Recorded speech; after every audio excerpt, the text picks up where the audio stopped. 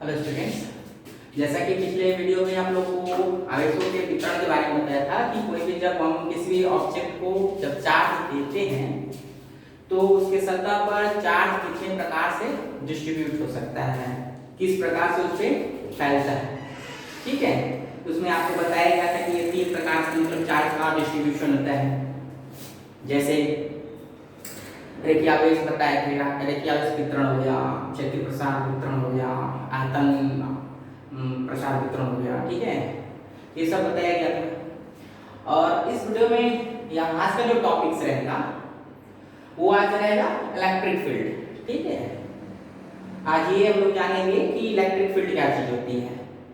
Okay, charge के बारे में जैसा कि आप लोगों को मैंने बता रखा है पीछे भी, और आज जहां से रिलेट करके जो इलेक्ट्रिक फील्ड बनता है बच्चों, आज आप लोगों को उसके बारे में बताएंगे। ठीक है, तो सबसे पहले इसकी परिभाषा से आते हैं, उसके बाद मैं आपको डिक्लेरेशन दूंगा, समझाऊंगा कैसे कैसे क्या क्या है।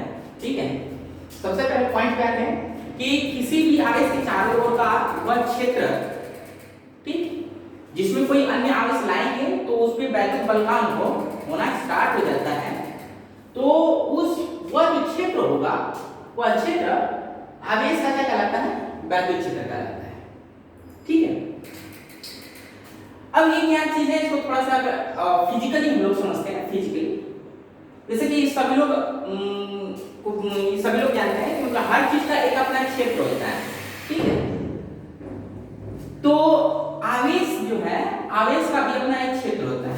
जैसे मान लेते हैं कि ये एक आवेश है, ठीक है, तो इसका भी एक अपना क्षेत्र होगा। अगर इसको समझना है तो सबसे बेहतर तरीका ये है कि आप लोग सभी लोग चुंबक के बारे में देखे होंगे, फिजिकली आप लोग उसको देखते ही होंगे स्टूडेंट, सभी लोग चुंबक के बारे में जानते हैं। तो उसी एकदम इनकी जो प्रॉपर्टीज है, जैसे फोर्स किसी भी चार्ज पर किसी दूसरे चार्ज पर कैसे एक्सपेक्ट होता है, कैसे चार्ज क्रिएट करता है, एक्शन एंड रिएक्शन, हाँ ठीक एकदम मैग्नेट की तरह ही होता है। तो मैग्नेट को सभी लोग जानते होंगे कि जब कोई दो मैग्नेट लेके आएंगे तो वो एक दूसरे पर रिपल्स या अट्रैक्टिव फोर्स अप्लाई करता है। तो ठीक उसी से आप इसको भी समझिए।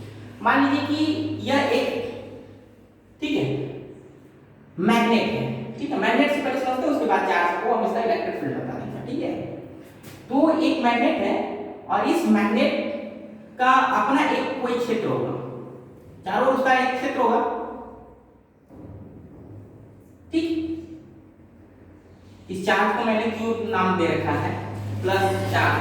जैसे कि आपको बताया कि जो चार्जेस होता है दो तरह की प्रॉपर्टीज रखता है, एक निगेटिवली और एक पॉजिटिवली बिहेव कर सकता है। ठीक है, तो अभी मैंने पॉजिटिव चार्ज लिया है और इसका मैं आपको एक फील्ड बता रहा हूँ। ठीक है, तो यहाँ पे मैग्नेट की बात कर रहे थे, तो मैग्नेट जिस तरह का होता है, तो मैग्नेट का एक चारों का एक दायरा होता है, अपना एक क्षेत्र होता है।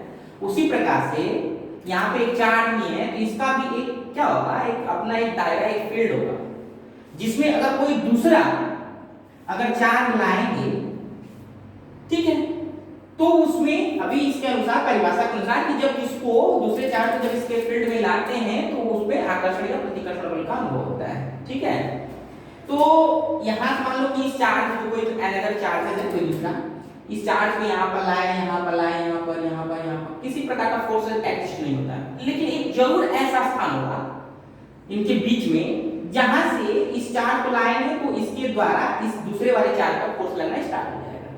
तो इसको यहाँ पे लाते हैं, ऐसे ऐसे ऐसे ऐसे ऐसे एकदम लाते जाते हैं। ये चार्ज जब यहाँ पे आएगा तो यहाँ पे फोर्स लगना इस पे प्रारंभ हो गया, चाहे अट्रैक्टिव हो या फिर रिपल्सिव हो, ये दूसरे वाले चार्ज पे निर्भर करता है।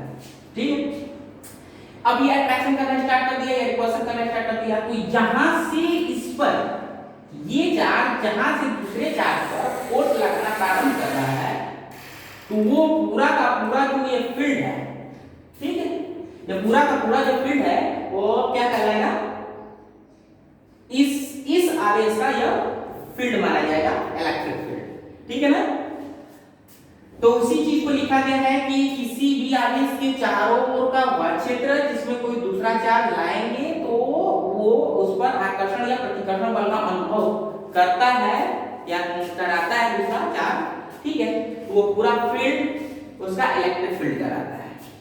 क्लियर? इसमें ही वैद्युत बल लगता है, इससे बाहर कोई भी आवेश के फील्ड से अगर बाहर कोई दूसरा चार्ज रहेगा तो उसमें किसी प्रकार का इलेक्ट्रिक फील्ड क्रिएट नहीं होगा, किसी प्रकार का इलेक्ट्रिकल फोर्स जनरेट नहीं होगा।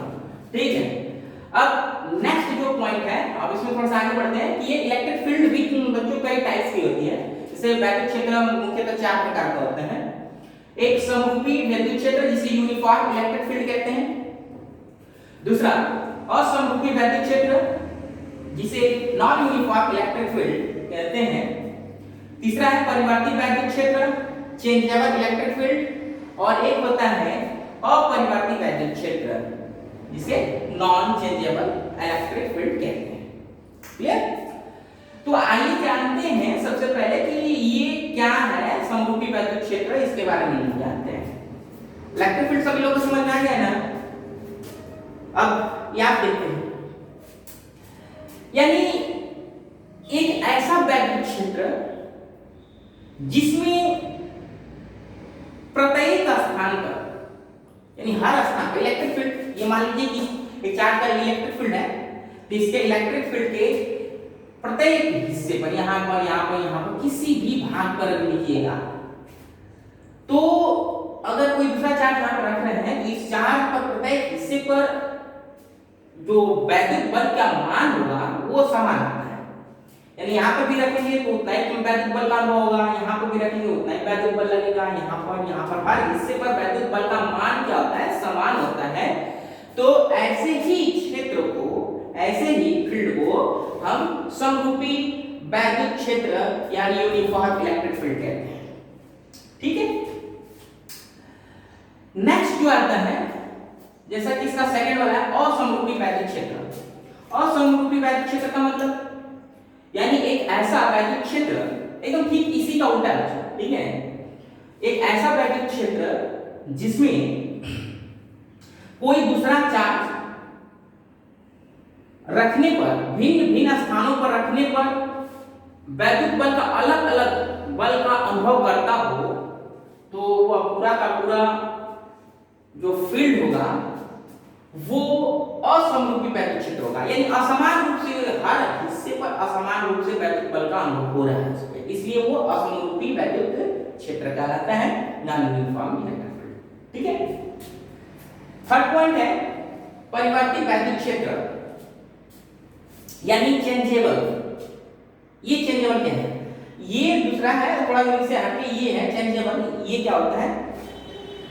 इसमें हम पॉइंट्स को चेंज कर रहे थे, यानी हम इलेक्ट्रिक फील्ड में हर बिंदु को चेंज कर रहे थे, बदल बदल के एक ही चार्ज को रख रहे थे अलग अलग हिस्से पे, तो अलग अलग देख रहे थे। समरूपी में हर हिस्से पे रख रहे थे तो हर जगह वैद्युत बल का मान समान था, और समरूपी में हर हिस्से पर वैद्युत बल का मान असमान था।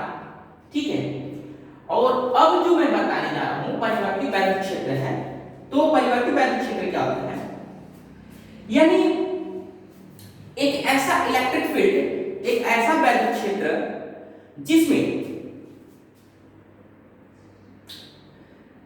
एक ही स्थान पर किसी चार्ज पर वैद्युत बल का मान समय परिवर्तन के साथ साथ क्या हो बदले, तो ऐसे फील्ड को हम क्या कहते हैं? परिवर्ती वैद्युत क्षेत्र कहते हैं बच्चे। ठीक है, यानी electric field dependent at the point of T. ठीक है, यानी टाइम अगर चेंज होगा तो मान लो कि इस पे हम चार्ज रख रहे हैं, इस हिस्से को पॉइंट पी पर हमने चार्ज क्यू को रख दिया है लाके। ठीक है, ये किसी चार्ज का इलेक्ट्रिक फील्ड है, ये वाला पूरा वैद्युत क्षेत्र है, और इस चार्ज को उठा के यहां से पॉइंट पी पर रख दिया है। अब अगर ये परिवर्ती वैद्युत क्षेत्र होगा तो जैसे जैसे समय जैसे जैसे चेंज होगा, तो समय के चेंजिंग के साथ साथ इसी बिंदु पर इलेक्ट्रिक फील्ड का मान कंटीन्यूअस क्या होगा? चेंज होगा। ठीक है, इसलिए ऐसे फील्ड को परिवर्ती वैद्युत क्षेत्र कहते हैं। इसमें क्या था? इसमें थोड़ा सा डिफरेंस, इसमें और इसमें थोड़ा सा डिफरेंस है। इसमें पॉइंट्स को यानी इलेक्ट्रिक फील्ड में अलग अलग बिंदुओं पर वैद्युत क्षेत्र का मान चेंज होता था, इसमें बिंदु को हम चेंज कर रहे हैं, स्थान को चेंज कर रहे हैं। लेकिन परिवर्ती वैद्युत क्षेत्र में क्या है कि किसी किसी फील्ड में एक ही स्थान पर, ठीक है, समय परिवर्तन के साथ साथ, ठीक, उसके मान में लगातार परिवर्तन आ रहा हो, यानी समय परिवर्तन के साथ साथ वैद्युत क्षेत्र का जो मान है वो कंटिन्यूअस बदल रहा हो, तो ऐसे फील्ड को हम क्या कहते हैं? परिवर्ती वैद्युत क्षेत्र यानी चेंजेबल इलेक्ट्रिक फील्ड कहते हैं। क्लियर? ये टाइम पर डिपेंडेंट करता है। और सेकंड, जैसे ये इस पे डिपेंड कर रहा था, अब इसी तरह इस पे ये डिपेंड करेगा, उसी टाइप का, ठीक इसका अपोजिट होता है। अपरिवर्ती वैद्युत क्षेत्र, ठीक, यानी एक ऐसा फील्ड जिसमें कोई चार्ज किसी एक ही बिंदु पर, ठीक है, हमेशा एक ही प्रकार के वैद्युत क्षेत्र का अनुभव करता, यानी समय चेंज हो रहा हो या समय रुकने की बात होगी नहीं बच्चे, तो अगर समय चेंज भी हो रहा है लेकिन फिर भी उस बिंदु पर चार्ज पर लगने वाले वैद्युत क्षेत्र के मान में किसी भी प्रकार का परिवर्तन नहीं आ रहा है, तो ऐसी ही स्थिति में हम कहेंगे वो जो क्षेत्र बना है वो कैसा क्षेत्र है? अपरिवर्ती वैद्युत क्षेत्र, यानी नॉन चेंजेबल इलेक्ट्रिक फील्ड कहते हैं। ठीक है, अब आगे देखते हैं। अब जाने के नेक्स्ट टॉपिक है विद्युत बलरेखाएं। ये क्या होती हैं? इलेक्ट्रिक फील्ड के बारे में लोग जानकारी ले सकते हैं। तो जैसा कि आपको बताया कि इलेक्ट्रिक फील्ड में कोई भी दूसरा अगर चार्ज जाता है तो उस पर इलेक्ट्रिकल फोर्स लगता है। ठीक है, तो ये चीजें जो होगी, क्यों उस पे इलेक्ट्रिकल फोर्स लगता है, क्यों उस पे बल का अनुभव होता है, इसका रीजन यहाँ से आपको मिल जाएगा। ठीक है, तो ये टॉपिक जो है उसको बोलेंगे विद्युत बलरेखा, यानी इलेक्ट्रिक फोर्स लाइंस क्या है इसको जानते हैं, परिभाषा थोड़ा जान लेते हैं। वह काल्पनिक निष्कोण रेखाएं जिसके द्वारा, ठीक है, प्रत्येक आवेश किसी दूसरे आवेश पर बल का अनुभव या बल का प्रभाव डालता है, उन रेखाओं को विद्युत बलरेखाएं कहते हैं। ठीक है, वह काल्पनिक, अब ये देखिए काल्पनिक और निष्कोण का मतलब क्या होता है कि ये एक्चुअली में रियलिटी में हम इसे देख नहीं पाएंगे, सिर्फ हम इसको क्या कर सकते हैं, सिर्फ कल्पना इसकी कर सकते हैं। जैसे अगर एक मैग्नेट यानी एक चुंबक के सामने कोई दूसरा चुंबक लाते हैं तो भी एक दूसरे पर चुंबकीय बल का अनुभव कराते हैं। ठीक, तो आखिर जब ये बल का अनुभव करा रहे तो ये बिना एक दूसरे के कांटेक्ट में, बिना एक दूसरे के संपर्क में आए वो कैसे बल लगा पा रहे हैं, तो यहाँ पे ये जानना जरूरी है। ठीक है, तो मैं बता देना चाहता हूँ आप लोगों को कि जो वहाँ पे फोर्स यानी एक चुंबक किसी दूसरे चुंबक पर जो बल लगा रहा है, चुंबकीय बल, वो इसी तरह की काल्पनिक रेखाएं होंगी, उसको हम उन रेखाओं को देख नहीं सकते थे और उसी काल्पनिक रेखाओं के द्वारा ही एक दूसरे पर बल का अनुभव करा रहे हैं। वहां पे पूरी रेखाओं को हम चुंबकीय बल रेखाएं कहेंगे। तो अब यहाँ पे हम इलेक्ट्रिकल फोर्स लाइन यानी विद्युत बल रेखाओं के बारे में जान रहे हैं। बच्चे बार बार हम आप लोग इलेक्ट्रिक फील्ड पढ़ा रहे हैं, तो बार बार आप लोग को ये बता रहे हैं विद्युत बल को बार बार हम उसे इलेक्ट्रिक फील्ड से कंपेयर करा रहे हैं। इसलिए कंपेयरिंग करा रहे हैं ताकि आप अच्छी तरीके से उसको इंटरनली फील कर पाओ कि ये कैसे होता है।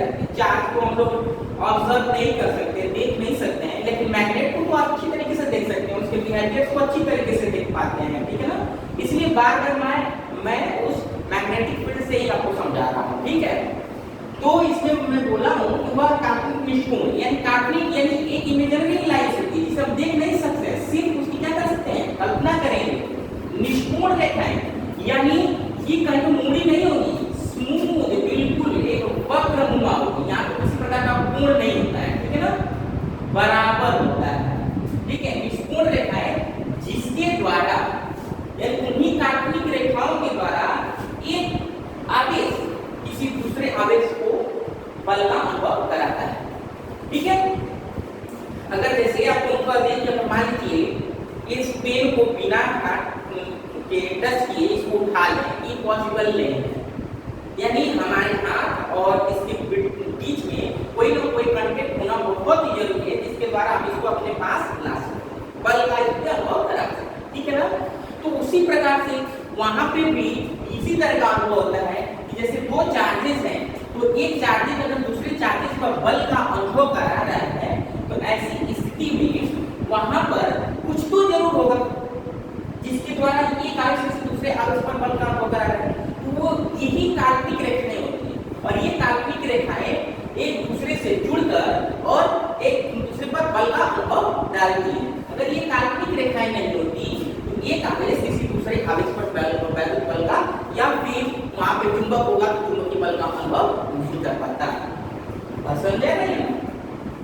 तो इसीलिए इसकी एक परिभाषा दिया गया है सिंपल सी लैंग्वेज में, यह ऐसी काल्पनिक रेखाएं हैं जिसके द्वारा दो आवेश एक दूसरे पर वैद्युत बल का अनुभव करा सकते हैं।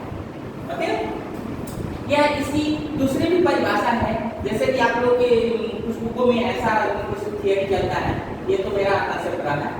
इसमें वह काल्पनिक निष्कोण रेखाएं जिस पर सूक्ष्म परीक्षण आवेश स्वतंत्र रूप से गति कर सकता है, ठीक है, स्वतंत्र रूप से गति कर सकता है, उन रेखाओं को, ठीक है, वैद्युत बल रेखाएं कहते हैं। क्लियर? जैसे अब यहाँ पे हम दो चार्जेस ले लेते हैं, एक प्लस चार्ज और एक माइनस चार्ज, ठीक है। अब यहाँ पर एक टेस्टिंग चार्ज, यानी यहाँ पे एक वर्ड मैंने दे रखा है सूक्ष्म परीक्षण आवेश, ठीक है। मैं इसके बारे में डिक्लेरेशन नीचे दे रहा हूँ, समझा रहा हूँ, बस इतना जानिए कि ये एक ऐसा आवेश होता है जिसका परिमाण एक होता है, एक कूलम। कितना होता है बच्चों? एक कूलम का, ठीक है, यूनिट चार्जेस होता है। ओके, अब ये टेस्टिंग चार्ज, हम एक चीज और जानते हैं, जो सूक्ष्म परीक्षण आवेश होता है इसका व्यवहार सदैव पॉजिटिव लेते हैं, यानी धनात्मक लेते हैं, ठीक है ना, ये हमेशा धनात्मक होता है। अब एक चार्ज यहाँ पे लिए, एक चार्ज यहाँ पे लिए, अब हम क्या करेंगे, हमें ये लाइन मान लो ये नहीं पता है कि क्या है, ठीक है, इसका अनुभव करना है क्योंकि आप पहले ही मैंने दे रखा है कि ये काल्पनिक रेखा है।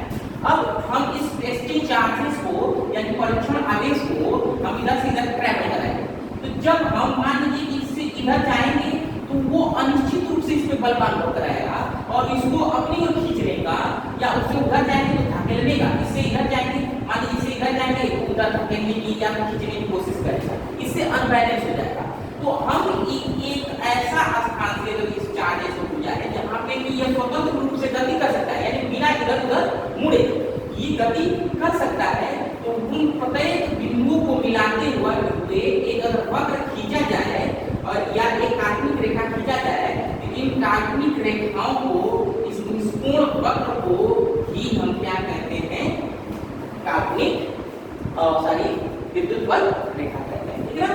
इसमें एक समान, यानी ये विद्युत बल रेखा, यानी ये बता रहा है कि ये इस चार्ज के कारण इस चार्ज पर किस दिशा में कैसे फोर्स एग्जिस्ट हो रहा है, कैसे बल लग रहा है, बल की दिशा क्या है, ये चीज ये क्रिएट करवा रहा है। बात समझ में आ रहा है ना, यानी इसी के द्वारा इसमें फोर्सेस क्रिएट हो रहा है। ओके, अब इस नेक्स्ट टॉपिक्स में मैं ये बताऊंगा कि ये जो चार्जेस होता है, सॉरी, ये जो विद्युत बल रेखाएं होता है, विद्युत बल रेखाओं के कितने प्रकार होते हैं और क्या क्या प्रॉपर्टी होती है, प्रकार नहीं बल्कि इसकी क्या क्या प्रॉपर्टीज होती है उसके बारे में आप लोगों को मैं बता रहा हूँ। क्लियर?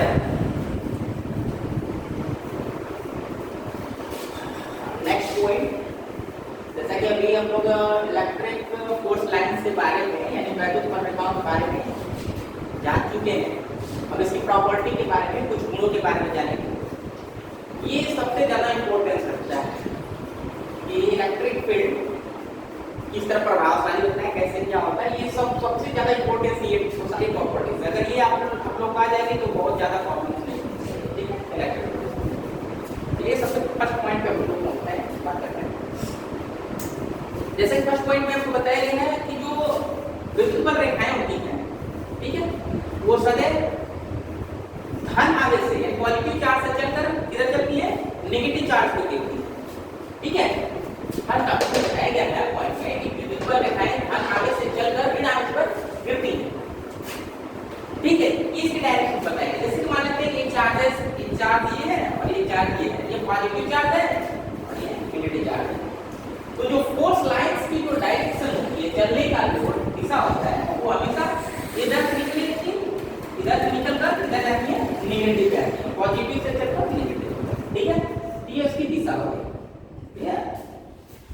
पॉइंट किसका आता है बच्चे, एक बिंदु आवेश q से उत्पन्न हुई बल रेखाओं की संख्या q/ε0 होती है। ठीक है, यानी कोई भी ये चार्जेज है, चाहे वो पॉजिटिवली हो या फिर नेगेटिवली चार्जेज हो, तो इस पॉजिटिवली चार्जेज और नेगेटिवली चार्जेज किसी भी चार्ज से मैक्सिमम उससे कितनी फोर्स लाइन प्रोड्यूस हो सकती हैं, निकल सकती हैं। तो इन्होंने इसके बारे में मिस्टर गॉस बताए हैं। अगला जो कि टॉपिक्स भी आप लोगों का बनेगा, थर्ड लेसन है गॉस का नियम, उसमें बताया जाएगा।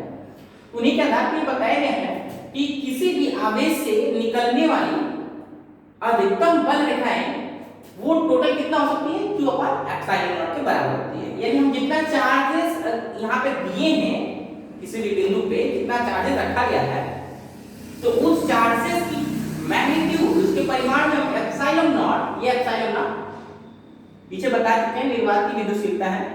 ठीक है, यानी ε0 से इसमें डिवाइड कर देंगे तो जो मान प्राप्त होगा वो मान उस बिंदु पर, उस बिंदु आवेश के कारण निकलने वाली वैद्युत बल रेखाओं की संख्या को व्यक्त करेगा। ठीक है, टोटल कितने फोर्स लाइन वहां से निकल सकती है।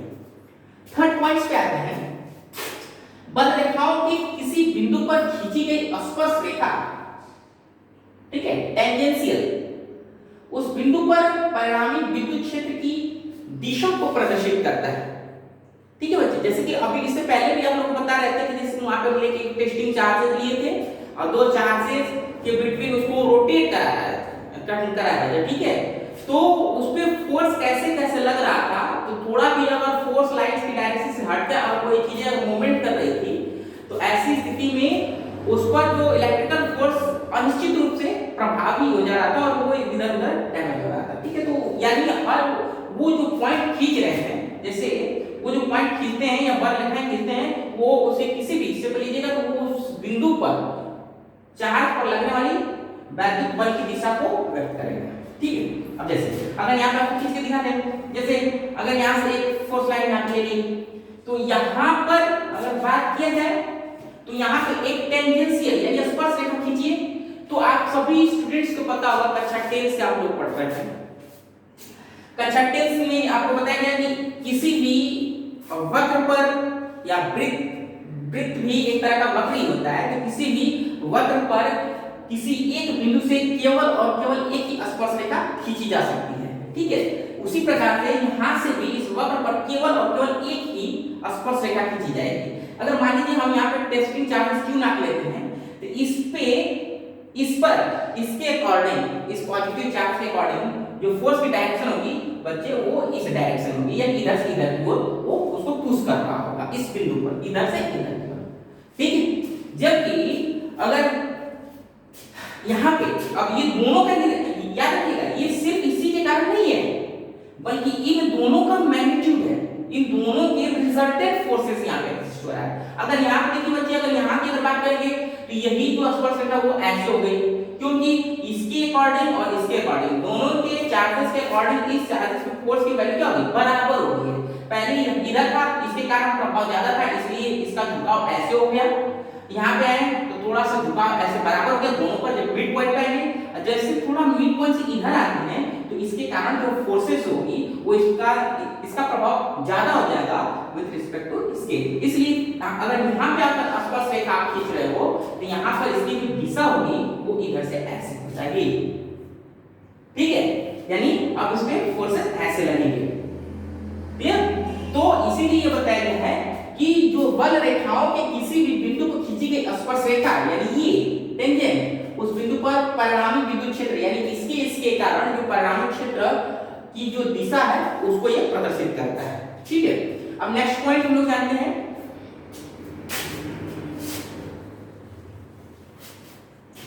नेक्स्ट टॉपिक इसका है दो बल रेखाएं एक दूसरे को कभी नहीं काट सकती।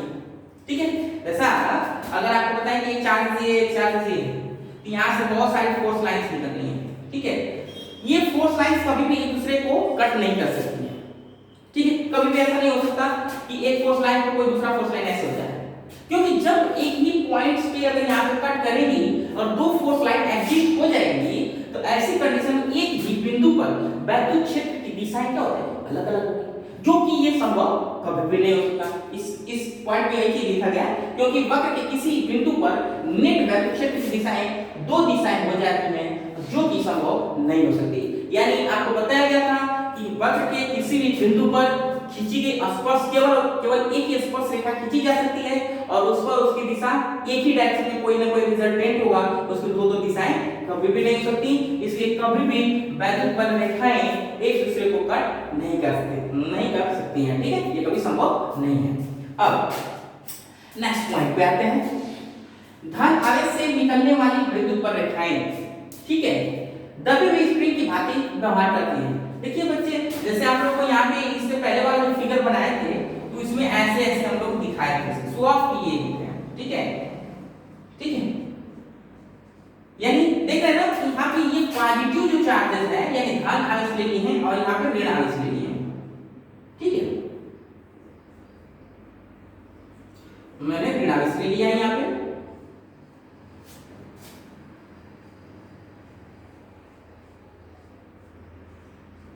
ठीक है।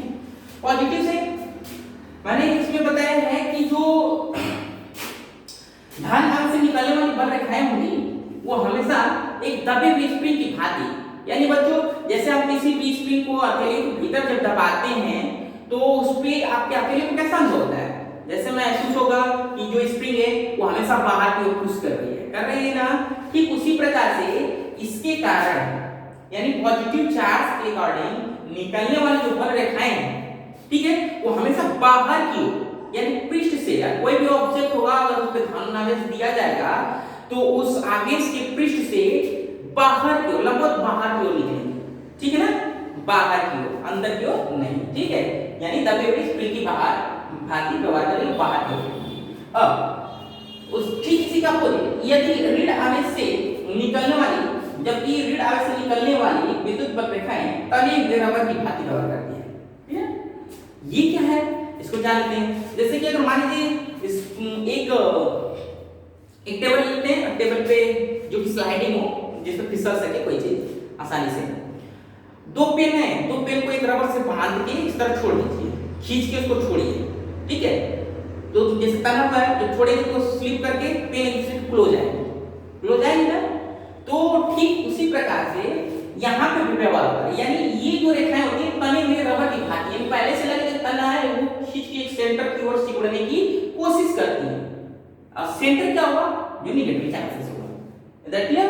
तो ये दबे हुए स्प्रिंग की भांति, सॉरी ये जो धन आवेश है उससे निकलने वाले वैद्युत बल रेखाएं और दबे हुए स्प्रिंग की भांति व्यवहार करती हैं, जबकि ऋण आवेश से निकलने वाली जो विद्युत बल रेखाएं हैं वो तने हुए रबर की भांति व्यवहार करती हैं।